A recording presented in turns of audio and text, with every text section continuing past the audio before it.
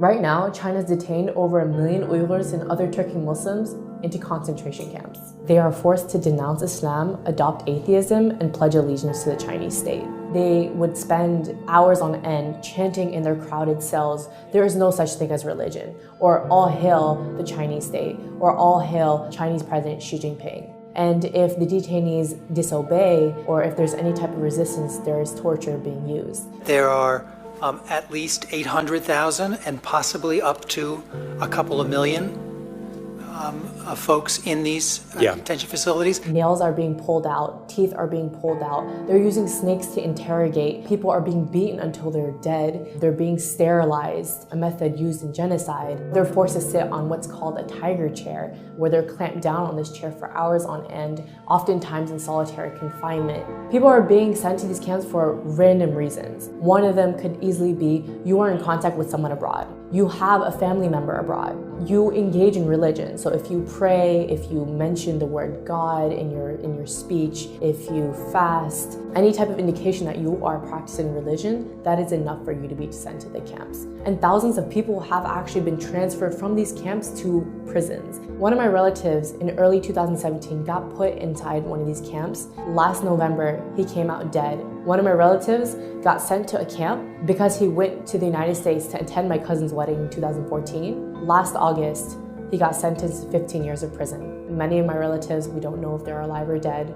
And there's not a single Uyghur who doesn't have at least one family member in these camps or some form of detention or prison.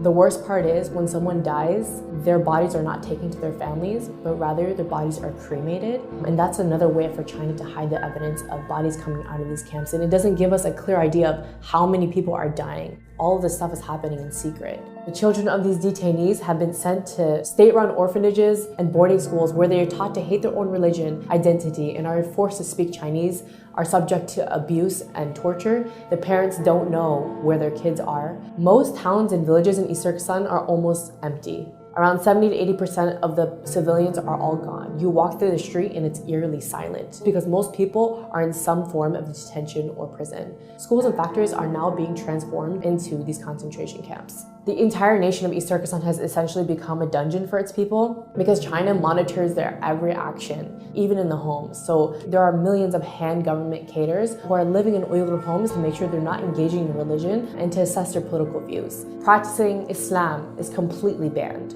So for me to even say something like, "Oh, I'll see you tomorrow, God willing," is prohibited because you said the word God. Even having an Islamic name is a crime. So you have to change your name from a name like Muhammad or Fatima to an ethnic Han name. Thousands of Uyghur women are also forced to marry ethnic Han Chinese men. And this is another way to get rid of the next generation of Uyghurs. So why is China cracking down on Uyghurs and Turkic Muslims specifically? East Turkestan is really rich in minerals and resources, so by putting people into camps and basically carrying out an ethnic cleansing, China is attempting to maintain tight control over the mineral-rich land. You might wonder why the world has been really silent about this whole issue, and it's because of a few reasons. Number one, China has tightly controlled its media, so a lot of what's happening can't really be revealed outside to the rest of the world. Number two, even when people know about it, or even when governments know about it, they are forced to remain silent due to Chinese pressure and their economic and strategic ties to the country. So the question is, what can you do?